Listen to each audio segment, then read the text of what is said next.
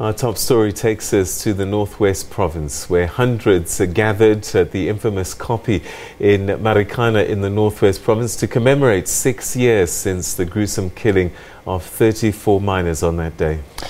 The build-up to the bloodshed on the 16th of August 2012 was marked by the killing of 10 people, including 2 police officers as well as 2 security guards. The miners were demanding a monthly salary of 12,500 rand. A new report released yesterday raised many questions about the police conduct. Meanwhile, the community of Marikana is still demanding that lawmen build them houses as promised. This emerged as lawmen commemorated the 6th anniversary of the Marikana massacre in the Northwest. Workers are also worried about job cuts as their employer is in talks to sell operations to Sibanye Platinum. The Democratic Alliance's leader, Mmusi Maimane, who is also attending the event at Marikana, says that he will continue to make the call in Parliament for the 16th of August to be declared a public holiday.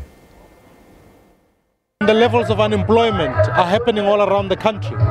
The mining sector has been affected primarily because the ANC can't decide on policy. The ANC is only interested in itself. What we are calling for, especially now with an exchange rate that sits at this point, mining should be going a bit forward, but we must ensure that people know what is going to happen in terms of policies.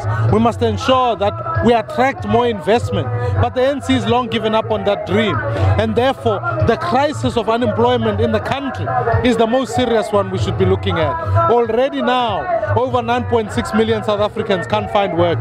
This is not just only in the mining sector. The mining sector should play a crucial role in responding, but we can't. And therefore I'm urging this government, and I'm saying to South Africans, if we carry on doing the same things, more people are going to lose jobs in this sector, and ultimately poverty will be exacerbated all over the country. And what do you think the mining sector ought to do to recover so that the mine workers and the community can also recover, particularly here on the Platinum Belt?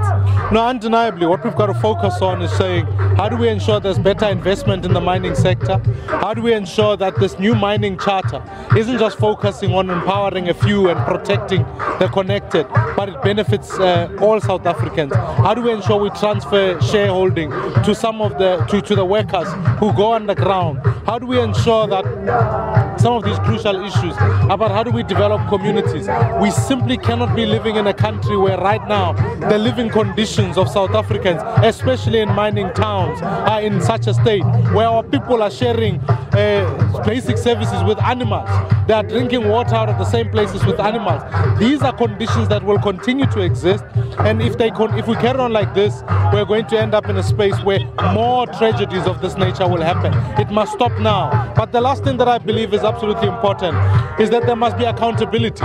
If a tragedy like this happened and no one has gone to jail, no one has answered, who ordered the vans, who told people to come through? The same ANC government that can account is here to tell people of a different outcome. It simply can't be acceptable.